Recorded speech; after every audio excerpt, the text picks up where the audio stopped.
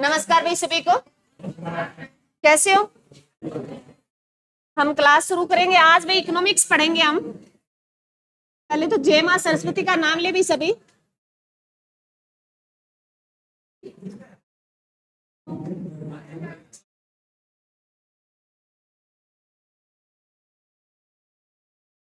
आज हमारा सब्जेक्ट रहेगा भी इकोनॉमिक्स।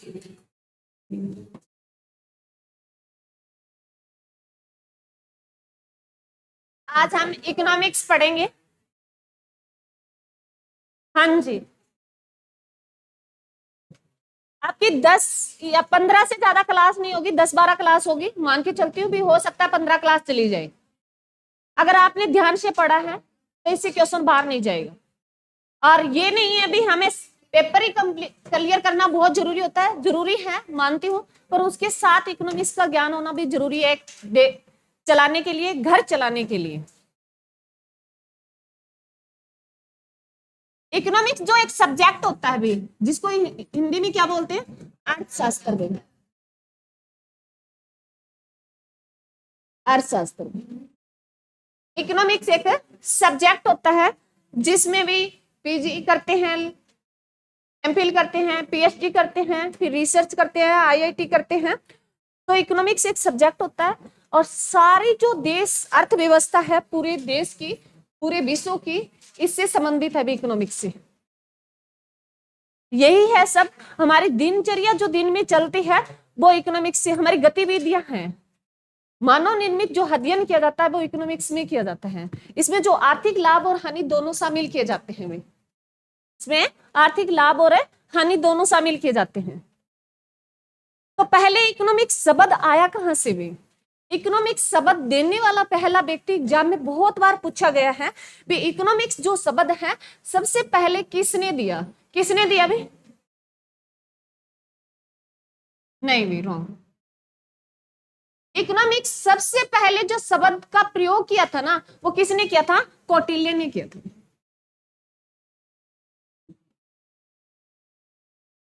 कौटिल्य ने किया था। कौटिल्य को और क्या बोलते हैं भी? चाणक्य।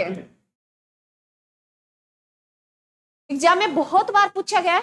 इकोनॉमिक्स शब्द सबसे पहले देने वाला व्यक्ति कौटिल्य था और कौटिल्य को चाणक्य भी बोला जाता है। अगर पूछ ले, इनका पूरा नाम पूछ ले तो विष्णुगुप्त है भी। इनका पूरा नाम पूछ ले तो क्या है? विष्णुगुप्त है भी।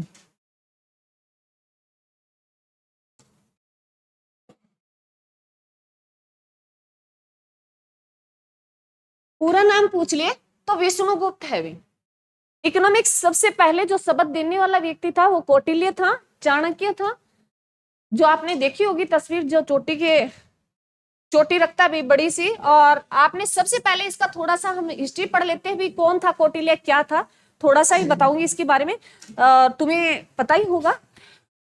जो कौटिल्य था वो एक क्या था भी? पणजी था, ब्राह्मण था। हाँ जी। कौटिल्य जो था वो एक ब्राह्मण था और ये जब जिसके राज में था उस टाइम नंद वंश चल रहा था और घनानंद राजा हुआ करते थे नंद वंश के। और नंद वंश के अंतिम जो राजा थे वो घनानंद ही थे। और ये घनानंद के कार्यकाल में आता है और घनानंद को कहता है, घनानंद इतना बोल विलास में डूबा हुआ था, राजा तो सारे डूबे रहते थे, परंतु मान लो कुछ एक अपनी प्रजा पे भी ध्यान देते थे। टाइम आता था अपनी प्रजा पे देख रेख करते थे। तो उन्होंने, कौटिल्य ने कहा भी घनानंद के पास जाकर भी, जो राजा है भी, आपको अगर टाइम मिलता है तो आप अपनी प्रजा पे भी ध्यान रखा करो। जैसे अब देखते हैं ना, मोदी ध्यान रखता है भी जनता को क्या जरूरत है, वोट जब पड़ते हैं तब विशेष ध्यान दिया जाता है क्योंकि जनता से ही बनते हैं वो। और पहले क्या था? भोल विलास था भी, बस युद्ध लड़ने थे क्षेत्र। अब लड़ने नहीं है, अब जीते जाते हैं। वही इतना अगर लोगों को, क्योंकि हर कोई चाहता है भी सत्ता में आने के लिए। अगर हमें कह दे भी आपको प्रधानमंत्री बनना है तो क्या हम ना कर देंगे? नहीं करेंगे भाई, सारे ही चाहते हैं। तो ये बात थी भी। जो घनानंद के टाइम में आता है कौटिल्य, जो विष्णुगुप्त है उसका नाम, और वो कहता है घनानंद को भी अपने साम्राज्य को देख, साम्राज्य में बहुत दयनीय स्थिति हुई पड़ी है, साम्राज्य अच्छा नहीं चल रहा आपका, और आने वाले टाइम में आपका जो राजपाट है वो छिन सकता है। क्या हो गया? तो बात हुई, आपका राजपाट जा सकता है, परंतु घनानंद इतना, कहते ना उसको इतना नशा था अपनी सत्ता को लेके, तो उसको कुछ समझ में नहीं आ रहा था। तो उन्होंने क्या किया, उन्होंने कौटिल्य को धमकी दी भी चल मेरे दरबार से बाहर हो जा। और कौटिल्य ने कसम खा ली थी उस टाइम, कहते अपनी चोटी के गांठ लगा ली थी भी ये तभी खोलूंगा जब घनानंद का विनाश हो जाएगा। और उन्होंने ये कसम खा ली। उन्होंने क्या किया, भी नालंदा विश्वविद्यालय से वो पढ़ाई कर रहा था। उसके बाद घनानंद क्या है, चंद्रगुप्त मौर्य को तैयार करता, बिल्कुल छोटा सा बच्चा था, 10-12 साल का बच्चा था, तो उसको तैयार करता है। कहते हैं भी घनानंद जो विष्णुगुप्त था, ये कौटिल्य था, ये चंद्रगुप्त मौर्य को जहर देता था, ना मात्र भी जहर देता था, ऐसा कुछ भी इस पे कोई, जैसे विष कन्या होती थी उस टाइम, मान लो ऐसे कोई जहरीली चीज भी इसको ना डस पाई, उसको नुकसान ना पहुंच पाए। तो उन्होंने एक चंद्रगुप्त मौर्य को इतनी शिक्षा दी, उन्होंने इतना एक साम्राज्य ऐसा उसको तैयार कर लिया। और घनानंद का जो नाश करता है वो चंद्रगुप्त मौर्य करता है। फिर चंद्रगुप्त मौर्य आता है, और चंद्रगुप्त मौर्य जो किस वंश की स्थापना करता है, मौर्य वंश की करता है। तो कौटिल्य ने किसको नाश किया था, भी नंद वंश का किया था। नंद वंश जो किसका अंतिम जो राजा था वो कौन था भी, अंतिम राजा था घनानंद में, घनानंद था। नंद वंश का अंतिम राजा घनानंद था, जिसको किसने पराजित किया भी, चंद्रगुप्त मौर्य ने, चंद्रगुप्त मौर्य ने किया था, चंद्रगुप्त मौर्य ने। और चंद्रगुप्त मौर्य को लेके आने वाले कौन थे भी, कौटिल्य ही था भी। और चंद्रगुप्त ने किस वंश की स्थापना की, मौर्य वंश की। और ये कब की, 322 ईसा पूर्व, बीसी है क्या 300, हाँ जी, बिफोर ऑफ क्राइस्ट, 322 बीसी भी। इसमें उन्होंने मौर्य वंश की स्थापना कर दी, चंद्रगुप्त मौर्य ने। और इसको लेके आने वाले कौन थे भी, कौटिल्य था। ये ध्यान रखना, एग्जाम में बहुत बार पूछा गया है भी, इकोनॉमिक्स पहली बार शब्द देने वाला कौटिल्य था। कौटिल्य ना देख के ऑप्शन में वो चाणक्य भी दे देता है, परंतु चाणक्य और कौटिल्य एक ही बात है भी, दोनों उसी को नाम दिए गए हैं अलग अलग। और इनका अगर पूरा नाम भी पूछा गया एग्जाम में भी, कौटिल्य है या चाणक्य है, उसका पूरा वास्तविक नाम क्या है, वास्तविक नाम क्या है, विष्णुगुप्त है भी। ये एग्जाम में बहुत बार पूछ लिया गया भी। जब ये कौटिल्य ने जो दिया था इकोनॉमिक्स शब्द, उस टाइम इकोनॉमिक्स जो आज इकोनॉमिक्स पढ़ रहे हैं ना, वो नहीं था। उस टाइम इकोनॉमिक्स का जो मीनिंग था, ये एग्जाम में बहुत बार पूछा गया है, उस टाइम इकोनॉमिक्स का जो मीनिंग था वो राजनीतिक से था, राजनीतिक, पॉलिटिक्स से संबंधित उसकी सारी कहानियां भी, कैसे साम्राज्य को चलाना है, कैसे विस्तार करना है, वो सारा कुछ इसमें वर्णन किया गया था। उन्होंने इकोनॉमिक्स संबंधी पुस्तक भी लिखी है। ये भी एग्जाम में पूछता है भी, फर्स्ट इकोनॉमिक्स जो पुस्तक लिखी थी वो किसने लिखी थी, कौटिल्य ने लिखी थी। इकोनॉमिक्स ही नाम रखा उसका। और उस टाइम इकोनॉमिक्स का जो मीनिंग था, अर्थ था भी। ये एग्जाम में पूछा गया उस टाइम क्या था, राजनीतिक से संबंधित था, क्योंकि उसमें यह बताया गया था भी साम्राज्य का कैसे विस्तार किया जाए, कैसे उसको चलाया जाए। क्लियर भी, क्लियर भी। इकोनॉमिक्स शब्द देने वाला एग्जाम में बहुत बार पूछा गया है भी, इकोनॉमिक्स शब्द सबसे पहले किसने दिया, इकोनॉमिक्स शब्द वो किसने दिया, कौटिल्य ने दिया। किसने दिया, कौटिल्य या चाणक्य, दोनों एक ही बात है। उनका वास्तविक नाम पूछ लेता है बहुत बार, विष्णुगुप्त में, ठीक है। और ये इसकी पूरी कहानी बताई, जब इन्होंने इकोनॉमिक्स शब्द दिया, उस इकोनॉमिक्स का जो मीनिंग था ना, निकलता था, वो राजनीतिक से निकलता था भी। अब इकोनॉमिक्स का मीनिंग अलग है, जो आगे हम पढ़ेंगे। अब जो पढ़ रहे हैं ना इकोनॉमिक्स, हम सब्जेक्ट पढ़ते हैं, वो अलग है। उस टाइम जो था ना, उसमें पूरी पॉलिसी चलाएगी भी, एक राजा एक साम्राज्य को कैसे चलाए, कैसे कैसे सजाएं हो, कैसे नीतियां अपनाई जाए, वो सारा था भी। पॉलिटी में जैसे पढ़ते हैं ना आर्टिकल वगैरह ऐसे, तो उनमें ऐसा समाधान भी दिया गया था। परंतु इकोनॉमिक्स शब्द एग्जाम में बहुत बार पूछा गया भी, इकोनॉमिक्स शब्द सबसे पहले देने वाला कौन था, कौटिल्य था। ठीक है, क्लियर भी यहां तक। और कौटिल्य ने क्या किया भी, नंद वंश जो अंतिम राजा घनानंद था, उसको पराजय किया। किसकी सहायता से, सारा खेल तो किसने रचा? चाणक्य नहीं, विष्णु, हाँ चाणक्य ने रखा, विष्णुगुप्त ने सारा खेल रखा, सारा षड्यंत्र रचा, और जिसमें मेन पात्र जो बनाया गया वो किसको बनाया गया? चंद्रगुप्त मौर्य को। और इसी को फिर उन्होंने अपने वंश की स्थापना कर दी, मौर्य वंश की में। मौर्य वंश से तुम पढ़ते हो भी, बहुत अच्छे ये राजा रहे हैं चंद्रगुप्त मौर्य, जो इन्होंने जैन धर्म को अपनाया था। और इसके जो बेटे थे भी, कहते हैं जो इनको जहर देता था वो इसकी पत्नी पी जाती है एक दिन, दूध कहते हैं भी, अब पता नहीं भी दूध था खाना था, और कहते भी गर्भवती थी, तो उसको जो बच्चा होने वाला था, तो ये बात चाणक्य को पता चलती है। और उसी टाइम से चाणक्य ने क्या काम जो किया था, चाणक्य ने ये किया, जो बच्चे को सिजेरियन जो डिलीवरी बोलते हैं ना, जो डॉक्टर करते हैं, वो उसी टाइम चाणक्य के टाइम से शुरू हुई थी सिजेरियन डिलीवरी। चाणक्य ने क्या किया, तब चाणक्य को ये पता चला भी वो जो दूध था जो चंद्रगुप्त मौर्य को देना था, वो उसकी पत्नी पी गई। तो उन्होंने सोचा भी उसको नुकसान ना हो, उन्होंने चीर फाड़ करके वो बच्चे को निकाल लिया पेट से, परंतु वो उसको नहीं बचा पाया, उसकी माँ को नहीं बचा पाया।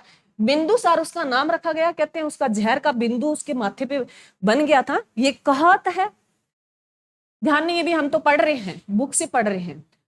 तो बिंदुसार उसका बेटा है। उसके बाद बिंदुसार के बाद अशोक भी, अशोक का आपने बहुत बार पढ़ा होगा, जो मौर्य वंश का सबसे बड़ा प्रतापी जो राजा था, सबसे ज्यादा साम्राज्य का विस्तार किया उन्होंने, जम्मू से हमारे जो दक्षिण तक विस्तार किया था, विस्तार करने वाला। और जो अशोक का हम 261 वाला कलिंग वाला युद्ध पढ़ते हैं बीसी में, बहुत बार एग्जाम में आया है। और पीछे ग्रुप डी की जो परीक्षा हुई थी अभी जो हुई थी, उसमें पूछा गया, ये हर शिफ्ट में क्वेश्चन था भाई अशोक से संबंधित। उसमें एक शिफ्ट में ये पूछा गया भी कलिंग का युद्ध कौन से वर्ष में हुआ, 261 बीसी में हुआ। एक शिफ्ट में ये था भी कलिंग कहाँ पड़ता है, कलिंग कहाँ पड़ता है भी, कलिंग जो पड़ता था ये उड़ीसा में यहाँ पड़ता है, ये वाला क्षेत्र था, क्योंकि उस टाइम जो ये महाजनपद थे नाम अलग अलग थे। तो कलिंग जो पड़ता है वो उड़ीसा में पड़ता है, ये लिख लो, बहुत काम आएगा, क्योंकि कई बात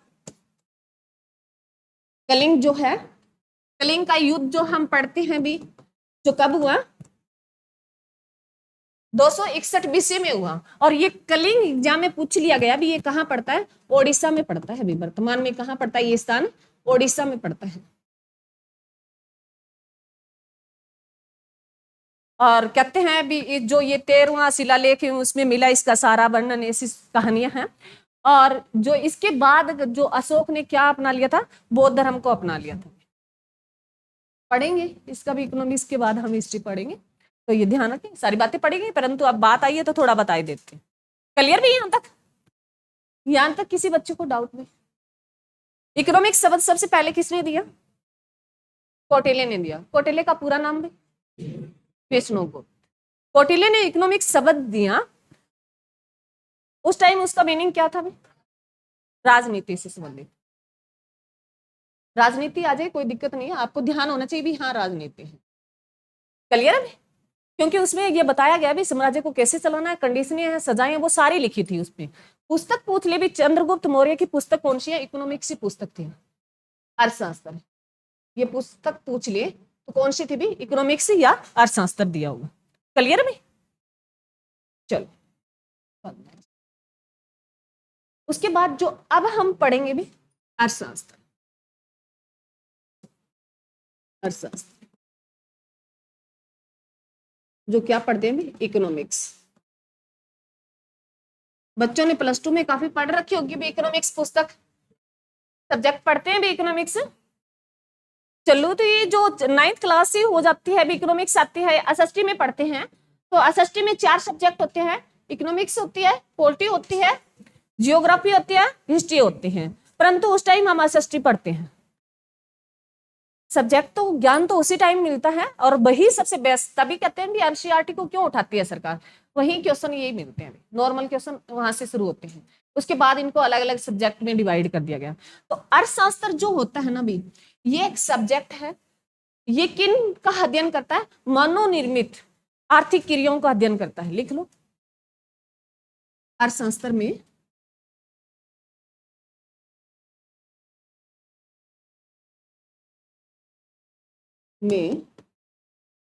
मानव निर्मित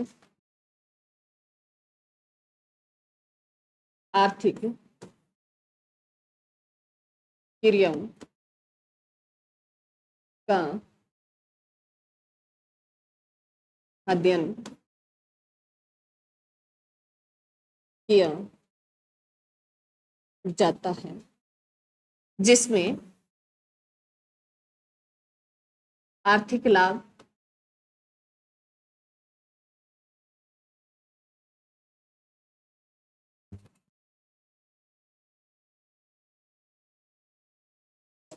जिसमें आर्थिक लाभ और आर्थिक हानि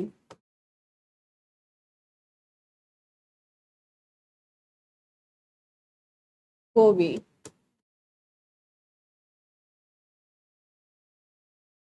शामिल किया जाता है।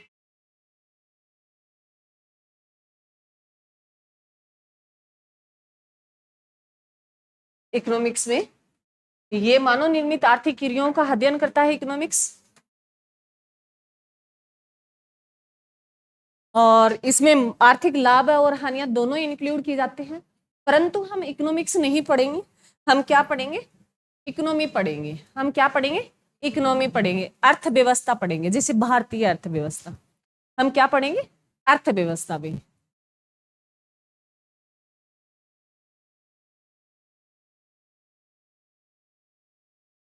अर्थव्यवस्था जिनको क्या बोलते हो?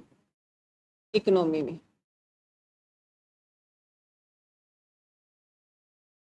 क्योंकि हमें कोई पीएचडी नहीं करनी भी, हम इकोनॉमिक्स पढ़े, हमें देखना है भी एक देश में कैसी गतिविधियां होती है, तो हम भारतीय अर्थव्यवस्था पढ़ेंगे। जो अर्थव्यवस्था है, इकोनॉमी है, इसमें ये बोला गया भी, वो तो पूरा बोला गया है, उसमें कोई देश का इंक्लूड नहीं किया गया। जो अर्थव्यवस्था होती है वो जैसे देश की, एक देश की अर्थव्यवस्था में जो आर्थिक क्रियाओं का अध्ययन किया जाता है उसे अर्थव्यवस्था कहते हैं। लिखो, अर्थव्यवस्था में एक देश में आर्थिक क्रियाओं, एक देश में आर्थिक क्रियाओं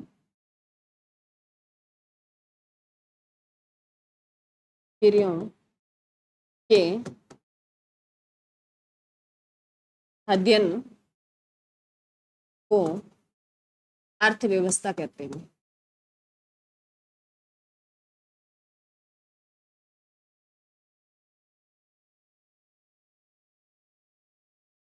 अर्थव्यवस्था कहते हैं।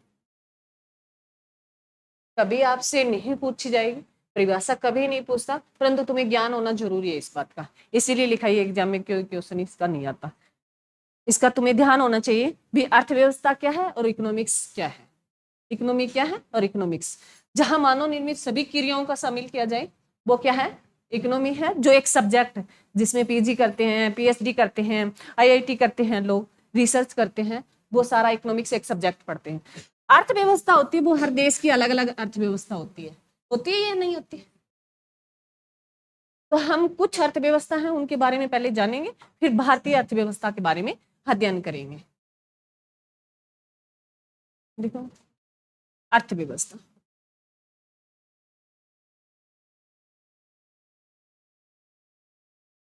अर्थव्यवस्था जो है वो 3 प्रकार की होती है। अर्थव्यवस्था है कितने प्रकार की होती है? 3 प्रकार की होती है। 3 प्रकार कौन कौन से भी? पूंजीवाद,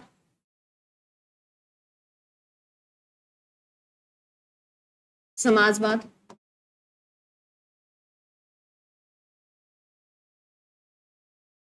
और मिश्रितवाद।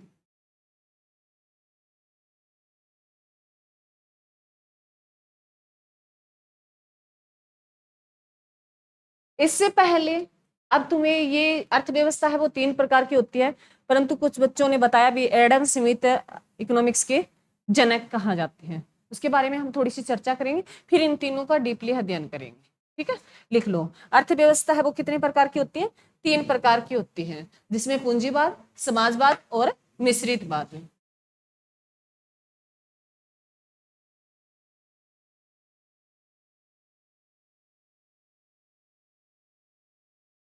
लिख लिया भी? उसके बाद लिखें, पहले तो इकोनॉमिक्स दोबारा लिख रही हूँ।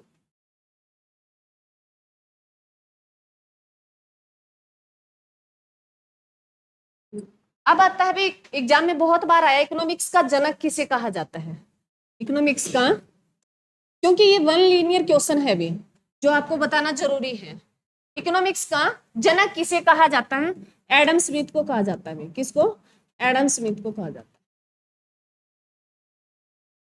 इकोनॉमिक्स का जनक किसे कहा जाता है? एडम स्मिथ को कहा जाता है। क्योंकि ये वन लीनियर है, क्वेश्चन एग्जाम में पूछ ही लेता है, क्योंकि बाद में उनका करने लगे तो बीच में ये रह जाएगी। एडम स्मिथ की एग्जाम में पुस्तक बहुत बार पूछी गई भी। इसकी पुस्तक बहुत फेमस है, वेल्थ ऑफ नेशन में। क्या है? वेल्थ ऑफ नेशन में एग्जाम में बहुत बार पूछी गई है। वेल्थ ऑफ नेशन जो पुस्तक है वो किसने लिखी भी? एडम स्मिथ ने लिखी। एडम स्मिथ ने कहा भी जो इकोनॉमिक्स है वो धन का विवरण है भी, धन को कहाँ खर्च करना है, कहाँ से धन आएगा और कहाँ कहाँ खर्च करना है। उन्होंने वेल्थ ऑफ नेशन, उन्होंने धन का जो बंटवारा है, धन का जो विवरण है वो सारा किसमें दिया? उन्होंने बताया इकोनॉमिक्स जो सब्जेक्ट है वो क्या है? धन का बंटवारा है भी, कहाँ कहाँ धन खर्च किया जाएगा और कहाँ कहाँ से धन आएगा। ठीक है, एग्जाम में बहुत बार पूछी गई है। वेल्थ ऑफ नेशन जो पुस्तक है वो किसने दी? एडम स्मिथ ने दी। एग्जाम में इसका टाइम पीरियड भी पूछ लेता है, जो 1776 में दी थी। ये पुस्तक जो कब आई भी अस्तित्व में, जो पब्लिश हुई, ये 1776 में हुई। बहुत बार एग्जाम में पूछा गया है भी इकोनॉमिक्स है ये कब आई? 1776 में आई। इसके साथ 2-4 पुस्तकें और है, वो और लिख लो। एक पुस्तक पूछता है भी principle of economics,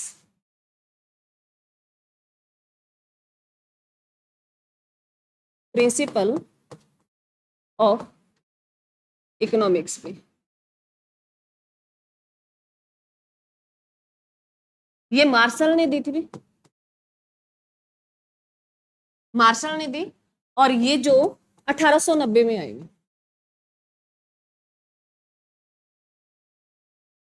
principle of economics, ये बुक भी बहुत बार एग्जाम में पूछी गई है, नॉर्मल एग्जाम में पूछ लेता है भी।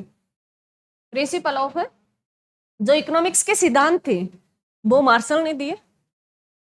इन्होंने कहा भी जो अर्थशास्त्र है वो ऐसे नहीं चलता, इन्होंने सिस्टमेटिक बताया भी, पहले उसकी प्रॉब्लम ली जाती है, फिर उस पर सोल्यूशन, उन्होंने पूरा सिस्टमेटिक, जैसे सिद्धांत लिखते हैं हम, प्रिंसिपल जो लिखते हैं, उन्होंने पूरा इसका विवरण दिया भी। इस तरीके से रिसर्च किया जाता है भी इकोनॉमिक्स में। तो उनकी जो पुस्तक हुई वो पब्लिश कब हुई भी? 1890 में हुई। एक और लिखो, दास कैपिटल में, दास कैपिटल में। दास कैपिटल किसने दी? कार्ल मार्क्स ने।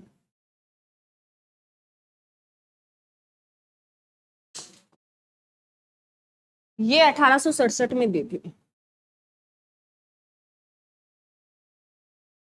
दास कैपिटल, ये 3 बुक्स आपको कोई ना कोई क्वेश्चन में मिल ही जाएगी, पीछे PYQ लगाओगे तो 3 बुक बहुत बार पूछी गई है। वेल्थ ऑफ नेशन जो एडम स्मिथ ने दी 1776 में दी, प्रिंसिपल ऑफ इकोनॉमिक्स जो मार्शल ने दी 1890 में, और दास कैपिटल है कार्ल मार्क्स ने दी, और ये 1767 में दी, 1867, सॉरी। क्लियर है? चलो अब हम इसकी बात करेंगे भाई। यहां तक किसी बच्चे को कोई डाउट भाई? चलो अब लिखें अर्थव्यवस्था की। अब दोबारा अर्थव्यवस्था, अर्थव्यवस्था कितने भागों में बटी हुई है भी? पूंजीवाद,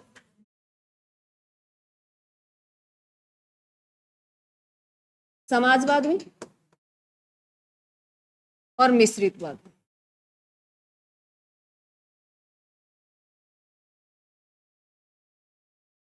सुनने पे ज्यादा ध्यान देना, लिखने पे कम, कहीं मिल जाएगा तुम्हें।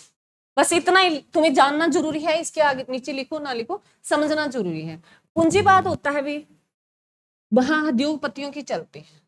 पूंजीवाद अर्थव्यवस्था होती है, ये अर्थव्यवस्था है भी किस देश की कैसी अर्थव्यवस्था है मैं वो भी बताऊंगी।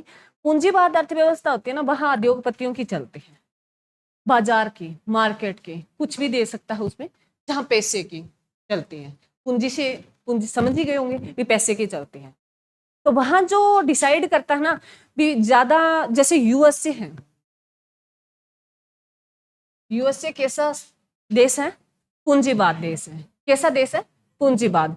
जब ये देश आजाद हुआ 1784 के आसपास की बात है, कब हुआ आजाद यूएसए? ब्रिटेन ने राज किया यूएसए पे, किया या नहीं किया? किया है। अरे ब्रिटेन ने लगभग राज किया पूरे विश्व पे। तो 1700 के ईस्वी के आसपास है भी, ये 80 है पता नहीं 84 के आसपास की घटना है। तब ये आजाद हुआ तो इनके सामने भी, हम 1947 में आजाद होते हैं तो हमारे सामने भी समस्या थी भी कैसे देश रखा जाए, कैसी अर्थव्यवस्था अपनाई जाए। तो उनके सामने था, तो उन्होंने ज्यादा फोकस किया था ना वो पूंजीवाद पे किया। उन्होंने कहा भी ये करेंगे, और वास्तव में चलाते पूंजीवाद है। समाजवाद, जहां मैंने कहा ना सरकारी तंत्र शुरू हो गया ना, वहां गड़बड़ियां शुरू होगी। सरकारी तंत्र, हम सरकारी नौकरी क्यों चाहते हैं? सेफ्टी हो जाए, पैसे तो आ ही जाएंगे, हर तारीख को आ जाएंगे, 3 तारीख का जैसे कोई तारीख रखी है उस तारीख को 10 ऐसे बजेगा फोन में, पैसे आ गए, चलिए आगे। सरकारी तंत्र में इसलिए जाना चाहते हैं ताकि वो फिक्स हो जाए पेमेंट, चाहे हम मस्ती करें, काम करें या ना करें। प्राइवेट में काम करते हैं तो भी पैसे जितना देते हैं ना उससे ज्यादा वसूलते हैं, और ना वसूले ना तो तुम जैसे बच्चे बैठे हो वो कह देंगे मैडम ने कुछ नहीं करवाया, फिर हमारी बाट लग जाती है भी अगला टीचर आ जाए, यही होता है। और पैसे कम,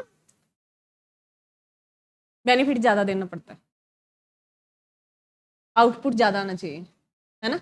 तो पूंजीवाद है सबसे ज्यादा, जो मैं तो कहती हूँ बहुत अच्छा है, परंतु इसमें कुछ गड़बड़ियां हैं। गड़बड़ियां ये है भी मतलब कुछ एक का झुंड बन जाता है, मतलब उद्योगपति है, जैसे अडानी है, अबानी है। अगर हमारे देश को कह दे भी पूंजीवाद को अपनाना है तो उनका एक झुंड बन जाएगा। वही जैसे डोर हिलाते ना, जो पुतली होती है वो हिलती है डोर से, तो वैसे ही हमारी डोर हिलेगी। सरकार हमारा भला देखती है तो वो भी चाहिए हमें, क्योंकि सरकार है भी, हम मुद्दा उठा सकते हैं। जैसे एमएसपी नहीं दे रही तो हम रोड जाम कर सकते हैं, पावर है। तो ये समस्याएं थी, परंतु पूंजीवाद बेस्ट ये से है। जैसे मैं आपको बताऊं, किसी ने कहा है भी सरकारी से क्या होती है, जरूरतें पूरी होती है, और ऐश जो होती है ना वो प्राइवेट से होती है। अगर ऐश भी लेनी है ना, कहते हैं भी, जैसे कोई कहता है ना भी जैसे 2 नंबरी, आपने सुने होंगे 2 नंबरी, 2 नंबरी लोग सुने नहीं? बहुत अच्छी तरह। तो उनकी एक ही राय है भी जो 2 नंबरी होते हैं ना, वो सिर्फ जो गाड़ी घोड़े हैं उनकी ऐश ले जाते हैं, कपड़ों की ले जाते हैं, हथियार जैसे अपनी पावर है वो दिखा जाते हैं, बाकी अंत तो माड़ा ही होता है भी उनका। 2 नंबरी का पैसा है, जैसे आता है ना स्पीड से, जाता भी उसी स्पीड से है। हाँ जी, उनको ये नहीं पता, क्योंकि मैं इस तंत्र में, मैं तो नहीं रही, मेरे जो बुआ जी और वो रह चुके हैं, तो मेरे को थोड़ा सा ज्ञान है उनका, क्योंकि वो 2 नंबरी थे लोग। तो मेरे को थोड़ा सा उनसे भी मैम ने सीखा भी, जैसे मान लो मेरी बुआ होगी तो निजी संबंध हो गए, तो उनसे मैंने ये देखा भी उन्होंने एस बहुत ली थी, परंतु हालात उनसे अब हमारे अच्छे हैं। उनको पता नहीं कौन सी तारीख कब है, कई बार तारीख भूल जाते हैं वो। ये नहीं जो है भी डिग मंडी है, नहीं बताना चाहिए, सोशल मीडिया चल रहा है, परंतु जो यहाँ मेरे फूफा जी थे वो 2 नंबरी आदमी थे, जो ये भी करते थे धंधा ठेका वगैरह है भी, ये लेते थे। पैसे कमाना काम होता है, परंतु कोई उसको गलत फायदा उठा जाते हैं, तो 2 नंबरी जो होता है एस ली जाती है उसमें। प्राइवेट, जैसे अब अगर बोलूं भी पूंजीवाद जो होता है, मेरा समझाने का है तुम्हें, ये नहीं है 2 नंबरी नहीं बनना भी एस के लिए। मैंने तुम्हें बता ही दिया भी हाँ एस ले सकते हो, पर अंत माड़ा होगा। अब देख लो भी, जैसे अगर सही चल रहा है तो अंत ठीक ठाक रहेगा। अब देख लो भी एस लेके फिर भुगतना पड़े तो दिक्कत होती है। जवानी में तो कहते हैं ना सब कुछ सह जाते हैं, बुढ़ापे में मुश्किल होती है, तो बस वही है। तो ये ध्यान रखना भी पूंजीवाद होता है ना, इसमें फिर एक संगठन बन जाता है लोगों का, जैसे वो अगर कहे तो देश वैसे ही चलता है। तो यूएसए जो है यहाँ पावरफुल देश है, ये पैसे बहुत है। यहाँ जो हमारे प्रधानमंत्री की चलती है ना हमारे देश में, उतनी वहां के डोनाल्ड ट्रंप की नहीं चलती भी। यूएसए में जितनी हमारे देश में प्रधानमंत्री की चलती है, वहां डोनाल्ड ट्रंप की नहीं चलती। वहां बिजनेसमैन लोग हैं, डोनाल्ड ट्रंप अगर खड़ा है तो वो ये नहीं सोचते भी हमारे प्रधानमंत्री आता है ना तो हम साइडों में बिल्कुल सब कुछ साफ, वहां कोई फर्क नहीं पड़ता, आए ऐसे डोनाल्ड ट्रंप फिरते रहे, कोई दिक्कत नहीं है, क्योंकि उनको पता है अभी काम करके रोटी खानी है और हमें, हाँ जी हाँ जी, गर्दन झुका के सरकार। तो ये थोड़ा सा कुछ हर चीज का लाभ भी होते हैं, कुछ हानियां भी होती है, तो ध्यान रखना भी पूंजीवाद होता है वहां किसकी चलती है भी, उद्योगपतियों की चलती है। किन की चलती है? उद्योगपतियों की चलती है। उद्योगपति डिसाइड करते हैं भी क्या जनता को जरूरत है, क्या बनाना है, क्या जनता को चाहिए, तभी उनके पास इतनी फैसिलिटी है। वो जैसे अब जिनका नाम चल रहा है, मास्क कौन सा चल रहा है उसका, हाँ मास्क है क्या, गिलोन मास्क है क्या? हाँ, अब देखो उनका, देखो उन्होंने कह दिया भी आप रिसर्च करें, मैं ये सारा टावर वगैरह सारे समाप्त कर दूंगा भी, जो ये रेंज आती है अरे सिम में, तो ये कहता है भी टावर वगैरह ये सारा खत्म कर दूंगा। उन्होंने कह दिया भी पीसी कितने लग जाए, आप रिसर्च करें, मैं दूंगा रिसर्च के पैसे। तो उनके, क्योंकि उनके पास इतने पैसे हैं और वो सक्सेस भी होगा, ये ध्यान रखना, वो आदमी है वो सक्सेस भी होगा, क्योंकि जब पैसे लगाए जाते हैं ना, भी पैसे अगर मान लो हमारे पास 100 रुपए हैं, 100 रुपए है और हमें डर है भाई 100 की बचाने भी हैं, किराया भी देना है, अगर बस में नहीं दिए आगे टिकट वाले मिल गए, चेकिंग वाले, तो उनके पास फुल पैसे हैं, चले गए तो कोई दिक्कत नहीं, दोबारा लगा देंगे। कहते हैं ना भाई कोई काम करते हैं तो हमें इतना, हमारा हार्ट जो है, हमारी जो शक्ति है अंदर की, वो मजबूत होनी चाहिए पैसे खर्च करने के लिए भी। लोगों के पास बहुत सारे पैसे होते हैं, खर्च नहीं होते। आपके गांव में देख लेना, एक आधे धन अकड़ जो लोग हैं वो मिल ही जाएंगे, वो जैसे आए थे वैसे ही चले गए, पैसे 2-2 रुपए के लिए, चाहे उनके पास तिजोरी भरी पड़ी हो, परंतु जिससे 5 मांगता ना उसके नहीं छोड़े। परंतु ये ध्यान रखना मेरे बच्चों, जो है ना उद्योगपति होते हैं, ये क्या करते हैं, ये जनता को लेके चलते हैं भी, जनता क्या चाहती है, जनता क्या चाहती है, कैसे उनको कपड़े चाहिए, कैसा ट्रेंड चल रहा है, उस ट्रेंड से ये अपना धंधा शुरू कर देते हैं और उनका बेनिफिट आता है। समझ में आया भी? पूंजीवादी देश कौन सा है? यूएसए है। यूएसए की राजधानी बता दो भी। वॉशिंगटन डीसी है। राष्ट्रपति का नाम बता दो, कौन से नंबर के, कौन से नंबर के? अरे हर रोज बताती हूँ, 47वें नंबर के, हर एग्जाम में क्वेश्चन मिलेगा। डोनाल्ड ट्रंप जो है वो 47वें नंबर के राष्ट्रपति हैं, और अभी 20 जनवरी 2025 में इन्होंने शपथ ली, अभी 20 जनवरी 2025 में शपथ ली है। और जो ये डोनाल्ड ट्रंप है, कौन सी पार्टी से है? रिपब्लिक पार्टी से है। ये मैंने जेएम क्लासेस, उसमें मेरा जो चैनल है भी जेएम क्लासेस, उसमें मैंने ये करवा दिया है, तो वहां ये मेरे को लगा भी बच्चों को मैंने करवा दिया है। तो डोनाल्ड ट्रंप है वो 47वें नंबर के राष्ट्रपति हैं, और इन्होंने 20 जनवरी 1925 को शपथ ली है। और ये कौन सी पार्टी से है? रिपब्लिक पार्टी से है। पार्टी भी पूछ सकता है। और इसके सामने जो लड़ने वाली जो थी वो कौन थी? हमारी बुआ जो थी भी, कमला हैरिस, डेमोक्रेसी पार्टी से थी भी। किससे थी? डेमोक्रेसी पार्टी से थी। एग्जाम में पूछ सकता है। चलो भाई, समाजवाद। समाजवाद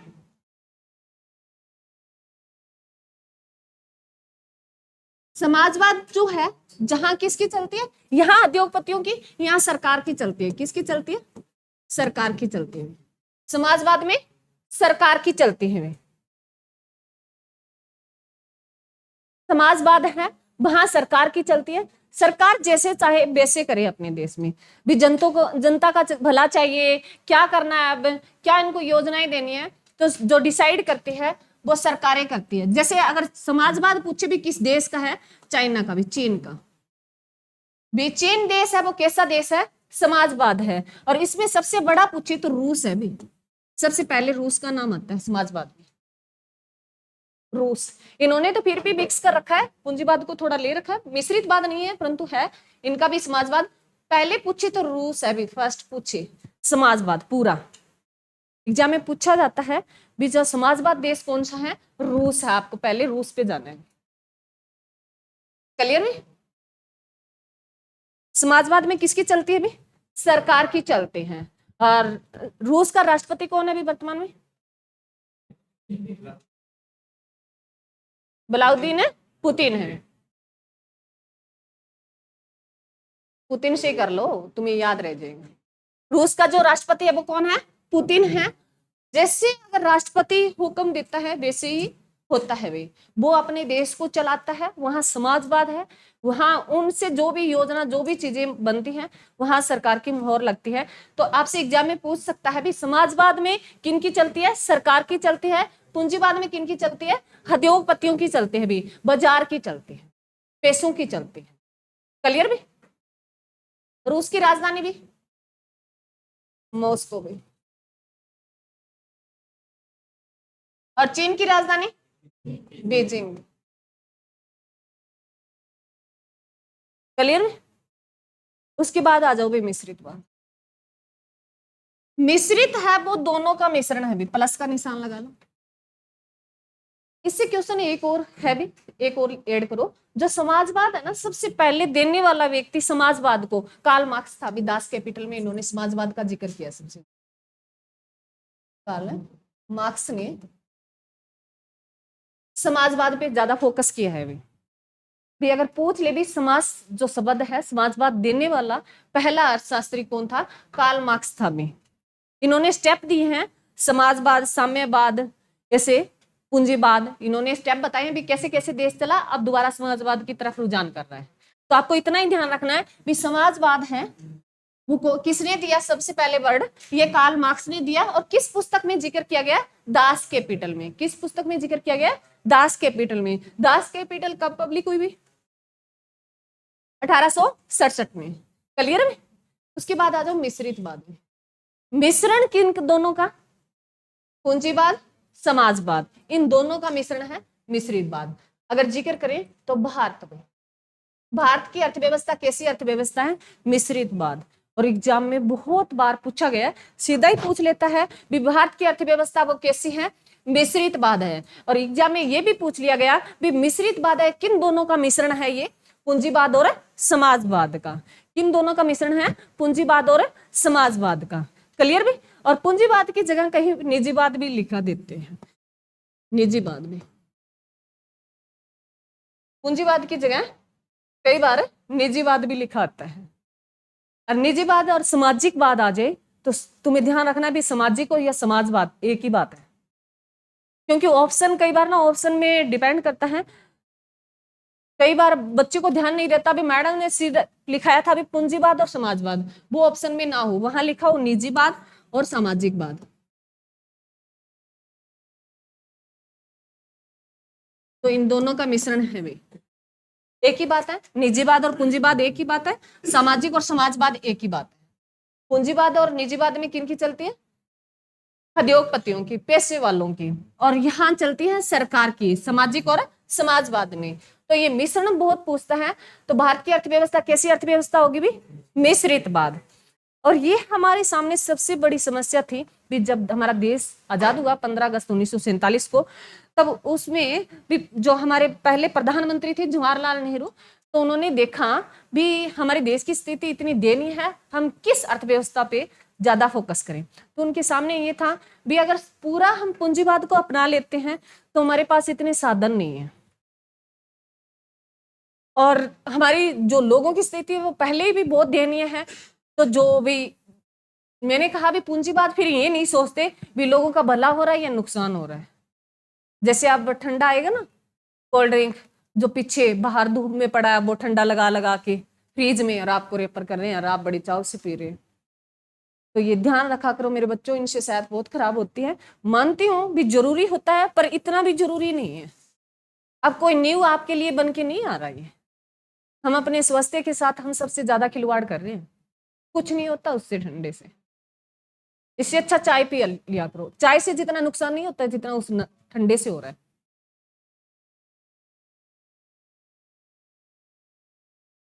और ये बात सोचने वाली है। आप दिमाग लगा के खुद सोचो, जो ठंडा बाहर जो पहले पड़ा हुआ था 6 महीने से, जब बंद किया है तब का वो ठंडा फ्रीज में लगा के वो ताजा बन के आया आपके लिए। एक्सपायरिंग डेट होगी। कई तो ऐसे मामूर्ख है जो देखते ही नहीं भी, उस पे डेट तो कभी देखते नहीं, बस ठंडा दे दे। अरे देख लिया करो, पढ़े लिखे का क्या फायदा फिर? कम से कम इतना तो एक्सपायरिंग डेट तो भी देख लिया करो। और गांव में जो लोकल है ना तो गांव वालों को नहीं पता। शहर वाले तो कुछ भी फिर भी दिखा देते हैं, गांव वालों को तो उनको खुद भी नहीं पता। और दुकानदार भी ऐसे हमारे, क्योंकि दुकानदार भी अनपढ़ है, वो भी जिसे लेके आया उनको नहीं पता एक्सपायरिंग डेट चली गई उसकी। और जो उससे खरीदने अगर हमारे घर कोई मेहमान आया है तो अभी हमारे पापा वगैरह लेके आते हैं, जो थोड़ा बहुत जानता वो तो देख लेता, नहीं तो भी सीधा ही ठंडा दे दे और वही लेके आके। तो ध्यान रखना बहुत जरूरी है, घर वालों को ये बताना भी बहुत जरूरी है। इससे अच्छा तुम कोई जूस पी लिया करो। तो ये ध्यान रखें भी मिश्रितवाद है वो भारत की अर्थव्यवस्था कैसी है? मिश्रितवाद है। किन का मिश्रण है? पूंजीवाद और समाजवाद का। बहुत बार एग्जाम में क्वेश्चन है। तो पहले हमने सबसे ज्यादा जो हमने रूस से अपनाया भी, हमने पंचवर्षीय योजना ली तो रूस पे सबसे ज्यादा ध्यान दिया। तो हमने समाजवाद है वो वहां से फॉलो किया भी, समाजवाद है ऐसी अर्थव्यवस्था चलानी चाहिए। प्रधानमंत्री ने ये कहा भी देश की जो जनता है वो बहुत, इनकी स्थिति दयनीय हो गई है, उनको बहुत सा लाभ पहुंचा जाए, तो उन्होंने समाजवाद को अपनाया। परंतु उन्होंने कहा भी पूरा समाजवाद नहीं रखेंगे, क्योंकि इससे देश नहीं चलता भाई, पूरे समाजवाद से देश नहीं चलता। मैंने तुम्हें सुबह कई बच्चों ने सुना होगा तब बताई है कि जैसे कोई अगर हम कह देते हैं ना प्रधानमंत्री ने तो सब कुछ बेच दिया, सरकारी तंत्र आ गया, जैसे एयरपोर्ट है मान लो, सरकार चलाती है ना, तो जितना उस पर खर्चा लगता है ना वो खर्चा भी पूरा नहीं कर पाती सरकार, हम देख भी नहीं पाते। और प्राइवेट, जैसे उनको प्राइवेट को क्यों सौंपा जाता है? जैसे हम किराए पे नहीं देते, सरकार भी उनको किराए पे देती है। उनसे ये कहते भी इतना इसका बेनिफिट है वो हमें दीजिए, उससे अगर ऊपर आपका बेनिफिट बनता है वो आप लीजिए। तो उनकी सफाई भी होती है, निजीकरण किया जाता है ना, चीज की सफाई भी होती है। सरकारी स्कूल का हाल देखना और एक प्राइवेट स्कूल का देखना। और सरकारी स्कूल वाला टीचर है ना 1 लाख तक सैलरी लेता है, 40+ से शुरू होती है सैलरी उनकी, चाहे वो पीआरटी हो, टीजीटी हो या पीजीटी हो। और जो प्राइवेट स्कूल वाले हैं ना उनकी सैलरी 3,000 से शुरू होती है। सोच लो, प्राइवेट स्कूल की फैसिलिटी तुम देखना और उनकी सैलरी देखना, 3,000 से शुरू होती है प्राइवेट स्कूल की सैलरी, और उनकी स्कूल की फैसिलिटी देखना। और जो प्राइवेट स्कूल है, सरकारी स्कूल है, वहां टीचरों की जो सैलरी है वो 40+ शुरू होती है, 50 ही मान लो, हरियाणा में तो 50+ ही है, वहां से शुरू होती है और लाख, 1.25 लाख, 1.5 लाख तक लेते हैं टीचर। और उन स्कूल का हाल देखना, चाय वो ना, चाय अगर, क्योंकि सरकार चाय के पैसे नहीं देती भाई, तो वहां चाय बनानी, हमारे टाइम में तो ये होता था घर से दूध लेके जाते थे हम, गिलास में दूध मंगाते थे, आज आपका टेस्ट नहीं लेंगे, दूध ले आना, ठीक है जैसे। तो हम दूध लेके जाते थे और सर्दियों में थेपड़ी और लकड़ी ये लेके जाते थे। हमारे स्कूल की स्थिति बता रही हूँ। और उस टाइम भी कभी भी बात देखना तुम, उन टीचरों में झगड़े भी होते हैं, इतने पैसे ले रहे हैं ना, झगड़े भी होते हैं। झगड़े किस लिए? मैंने तो पीछे वाले चाय पत्ती के पैसे दिए थे, मैंने दूध वाले को पैसे दिए थे, चीनी के दिए थे, ये झगड़े होते हैं। और प्राइवेट स्कूलों में 2 चाय मिलती है टाइम टाइम, हाँ वो उसके नहीं देने पड़ते, बस वही फैसिलिटी देख लो। तो ये सोच लो भी क्यों करना जरूरी है, क्योंकि उससे बेनिफिट ज्यादा होता है, साफ सफाई ज्यादा होती है। तो भारत की अर्थव्यवस्था कैसी है अभी? मिश्रितवाद है। इसके साथ मिश्रितवाद अर्थव्यवस्था किनके 2 देशों की ओर है वो लिख लो, मलेशिया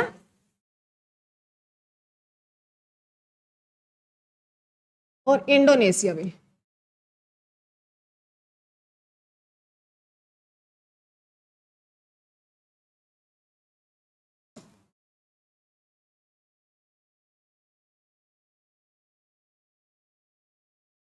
पूछ ले भी मिश्रित बाद अर्थव्यवस्था है वो भारत के अलावा किन दो देशों की है, तो मलेशिया और इंडोनेशिया की है। इंडोनेशिया की राजधानी जकार्ता में। और हाल ही में इंडोनेशिया ने अपनी राजधानी बदलने की घोषणा की है, वो कहाँ की है अभी? जकार्ता। कहाँ की अभी? इंडोनेशिया ने घोषणा की है, क्योंकि ये जकार्ता जो राजधानी है एक द्वीप पे बनी है, द्वीप है ये। और द्वीप क्या होता है? जो चारों तरफ पानी से घिरा हो, और ये कहते हैं भी जलमग्न होने वाला है, ऐसी संभावना बताई जा रही है। तो उन्होंने हाल ही में घोषणा की है भी हम अपनी राजधानी धीरे धीरे नूसंतारा शिफ्ट कर देंगे। कहाँ? नूसंतारा। हाँ जी, नूसंतारा।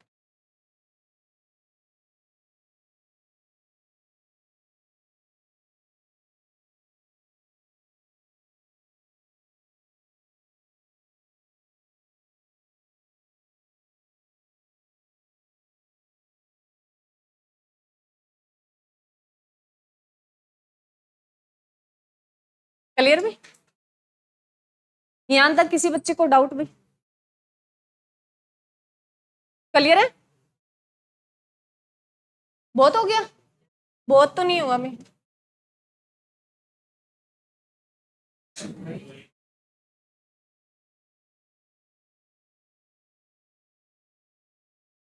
पांच दस मिनट और रिपीट कर लो, सर आ जाएंगे तब तक। इकोनॉमिक्स सबसे पहले पहले चलो इसको बंद ही कर देते हैं। बताएं, वो भी बंद कर दो सारे।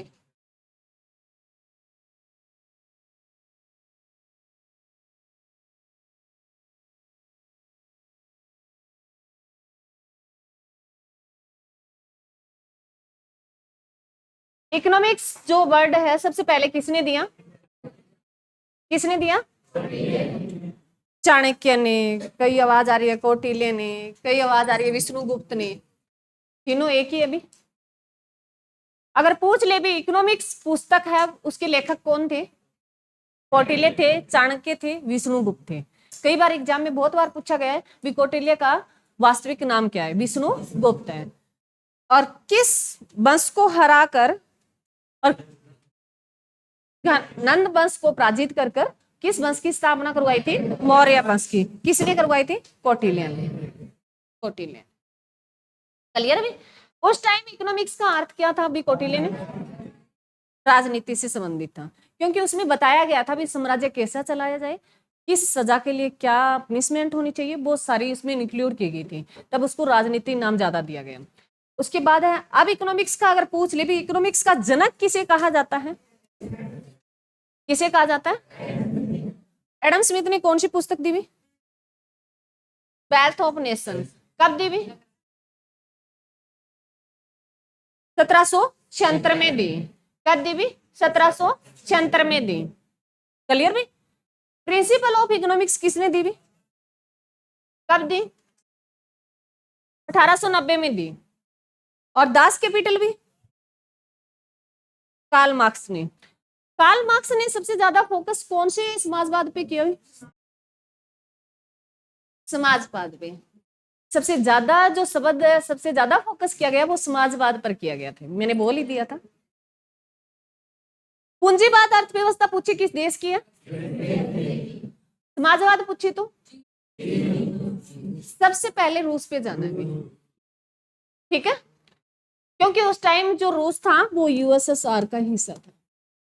जब हमने इस देश को अपनाया था हमारे सामने जो कंडीशन थी यूएसएसआर, जो यूएसएसआर है इसके 1990 में क्या हो गए थे भी? टुकड़े हो गए थे, 15 देश अलग हो गए थे। जैसे कजाकिस्तान है, उज्बेकिस्तान है, किर्गिस्तान है, ये जो पढ़ते हैं ये 15 देश अलग हो गए थे। मिश्रित बाद अर्थव्यवस्था पूछी तो भारत के साथ अन्य दो देश मलेशिया और इंडोनेशिया की। मिश्रित बाद किनका मिश्रण अभी? पूंजीवाद और समाजवाद का। पूंजीवाद में किसकी चलती है? समाजवाद में और मिश्रित में हमने कौन सी अपनाई भी? मिश्रित अपनाई। 1991 से पहले हमने ज्यादा फोकस किया किस पे किया भी? समाजवाद। क्योंकि उस टाइम हमारी 1990 में क्या हो रहा था, हमारा देश वित्तीय संकट से गुजर रहा था। किस संकट से गुजर रहा था? वित्तीय संकट से। तो 91 में क्या आ गई थी भी? एलपीजी आ गई थी। हमारा देश जो IMF हम हर रोज पढ़ते हैं, IMF और वर्ल्ड बैंक, इन दोनों संस्थाओं के पास जाता है और कहता है भी हमें पैसे दो, हमारा देश चलाना है। तो उन्होंने कहा भी पहले आप क्या करो, अपनी जो अर्थव्यवस्था है उसमें सुधार करो। आपको पैसे ऐसे नहीं मिलेंगे, अपनी अर्थव्यवस्था में सुधार करें, वहां छूट दे। क्योंकि हमने समाजवाद को इतना सख्त बना लिया था भी, जैसे उद्योगपति थे उस पर इतना कंट्रोल किया गया भी आपको अगर कोई उद्योग लगाना है तो लाइसेंस लेना पड़ेगा। और लाइसेंस छोटा मोटा भी उद्योग लगाना पड़ता था ना, तो भी लाइसेंस लेना पड़ता था। और इतने किसी ने बुजुर्ग बेचारे जो व्यक्ति होते हैं उन्होंने पैसे इकट्ठे किए होते थे, वो लाइसेंस के चक्कर में चले जाते थे। तो कोई नहीं सोचता भी हम उद्योग लगाएं। और इनका एक कंडीशन और थी 91 से पहले भी, अगर कोई कंपनी है, कोई फैक्ट्री है भी, वो अगर मुनाफा कमा रही है, कंडीशन रखी अगर वो 100 रुपए से अगर ज्यादा लाभ कमाते हैं तो उसको सरकार के अंडर कर लिया जाएगा, उसे राष्ट्रीयकरण कर दिया जाएगा, सरकारी तंत्र में ले लिया जाएगा। तो कोई कंपनी, कोई फैक्ट्री नहीं चाहती थी, कोई व्यक्ति नहीं चाहता था भी इससे मेरा लाभ ज्यादा हो। तो ये सबसे बड़ी जो गांधी परिवार की जो भूल थी, पंडित जवाहरलाल नेहरू ने ठीक किया था। मान लो, क्योंकि मान लो हर किसी की कमियां भी तो होती है, किसी के कुछ फायदे होते हैं, उन्होंने स्टार्टिंग सही की, पर बाद में जो गड़बड़ियां की थी ना, इंदिरा गांधी ने सत्ता में रहने के लिए की थी। ये नहीं भी इंदिरा गांधी अच्छी नहीं थी, इंदिरा गांधी बहुत पावरफुल लेडी थी, उन्होंने बहुत अच्छे काम भी किए, परंतु उन्होंने कुछ ना इसके साथ गलत भी कर दिया। उनको ना अपनी सत्ता में रहने के लिए उन्होंने इतने बड़े घोटाले कर दिए, उसको समझ में नहीं, खुद को समझ में नहीं आया उन्होंने कर क्या दिया। क्योंकि उनकी सबसे बड़ी भूल तो एक तो कर दी उन्होंने, 1969 में कितनी बैंकों का राष्ट्रीयकरण कर दिया गया था? 14 बैंकों का। और 1980 में 6 बैंकों का राष्ट्रीयकरण किया गया। इंदिरा गांधी ने 20 बैंकों का राष्ट्रीयकरण कर दिया गया, सरकार के अंडर में ले लिए और सरकारी तंत्र में आ गया। ये मैंने तुम्हें पहले ही बता दिया, काम करना बंद, बेनिफिट कुछ भी नहीं आ रहा। तो बैंक काम नहीं कर रहे थे, पैसे कहां से आए? तो संकट क्या आ गया? वित्तीय संकट, हमारे देश में वित्तीय संकट जूझने को मिला। और वर्ल्ड बैंक और IMF ने जाते ही क्या दिया, पहले अपनी जो अर्थव्यवस्था है उसमें सुधार करें। तो जो हमारे उस टाइम हमारे जो प्रधानमंत्री थे, कौन थे? प्रधानमंत्री 91 में नरसिम्हा राव। और वित्त मंत्री कौन थे? हाँ जी, डॉक्टर हैं मनमोहन सिंह भी। और डॉक्टर मनमोहन सिंह जिनका हाल ही में देहांत हो गया है भी। और ये डॉक्टर मनमोहन सिंह, यहाँ लिख लो, बहुत बार पूछेगा एग्जाम में, क्वेश्चन आएगा। ये हमारे क्या रह चुके हैं? पूर्व प्रधानमंत्री भी रह चुके हैं, वित्त मंत्री भी रह चुके हैं, RBI के गवर्नर भी रह चुके हैं। और कौन से नंबर के RBI के गवर्नर रह चुके हैं? प्रधानमंत्री कौन से नंबर के रहे? पीछे आवाज नहीं आ रही। प्रधानमंत्री कौन से नंबर के रहे? देख लो। अब जो कौन चल प्रधानमंत्री कौन है वर्तमान में? 15वें नंबर के। तो ये कौन से नंबर के हो गए? आदरणीय श्री नरेंद्र मोदी जी। जो कौन से नंबर के हैं? 15वें नंबर के, व्यक्तिगत 15वें नंबर के हैं। ये ध्यान रखना, व्यक्तिगत क्या है? 15वें नंबर के। और 14वें नंबर के कौन थे? मनमोहन सिंह थे, उन्हीं के स्थान पे आए हैं बाद में। ये 4 से 14 तक प्रधानमंत्री रहे। उसके बाद जो ये प्रधानमंत्री रहे मनमोहन सिंह, और RBI के गवर्नर रहे, ये 15वें नंबर के रहे। ये दोनों साथ हैं, ये ध्यान रखना। प्रधानमंत्री याद रख लेना, गवर्नर अपने आप याद रह जाएगा, उससे एक आगे। ठीक है, प्रधानमंत्री 14वें नंबर के और गवर्नर 15वें नंबर के। और उन्होंने सबसे अर्थव्यवस्था को बचा लिया था भी मनमोहन सिंह ने। और ये क्योंकि हाल ही में इनका देहांत हुआ है 26 दिसंबर 2024 को। और 26 दिसंबर को हम कौन सा दिवस मनाते हैं? वीर बाल दिवस मनाते हैं, ये भी ध्यान रखना। तो इसके रिलेटिव क्वेश्चन पूछेगा आपके एग्जाम में, क्योंकि इनका जो इकोनॉमिक्स में सबसे ज्यादा योगदान रहा है। ठीक है, और मेरे को ये बताना भी, जो इनको जहां इनका दाह संस्कार किया गया, कहाँ किया गया, वो स्थान बताएं। थैंक यू भी।